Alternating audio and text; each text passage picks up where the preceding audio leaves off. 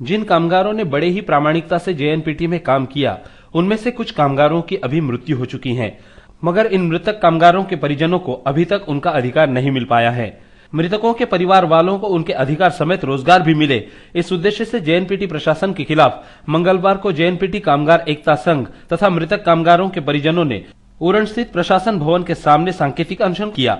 इस सांकेतिक अनशन को विधायक विवेक पाटिल ने अपना समर्थन जताते हुए कामगार एवं मृतकों के परिजनों को यह आश्वासन दिया कि उन्हें न्याय जरूर मिलेगा। जेएनपीटी प्रशासनाचा या ठिकाणी गाव दिसतोय मला की प्रकल्पग्रस्त जेवढे आहेत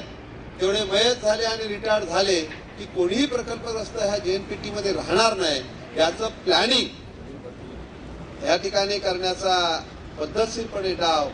जेएनपीटी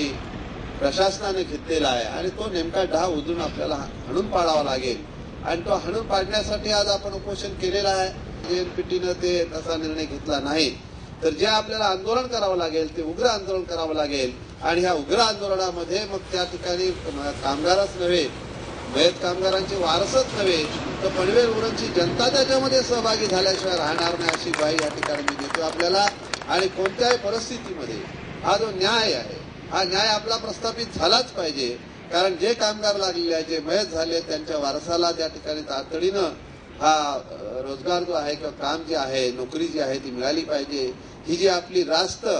मागणी आहे आणि ही मागणी नुसतं रास्त नाही तर ही न्याय्य मागणी आहे, कारण ह्या प्रकल्प एकदा उभा राहिल्यानंतर आम्ही एकदा दाखल्यावर एक नोकरी दिली की प्रशासनाचं कार्य संपतं किंवा प्रशासनाची जबाबदारी संपते। ही जी काय भूमिका प्रशासनाच्या माध्यमातून घेतली जाते ती भूमिका बदलण्याची ताकद प्रकल्पग्रस्तांमध्ये आजही आहे। नोकऱ्या मिळवताना जशी होती तशी आजही ती भूमिका बदलण्याची ताकद प्रकल्पग्रस्तांमध्ये आहे, ही दाखवण्याची वेळ आता आपल्यावर आलेली आहे आणि हे निश्चितपणे आपण दाखवून देऊ आणि आपल्या सर्व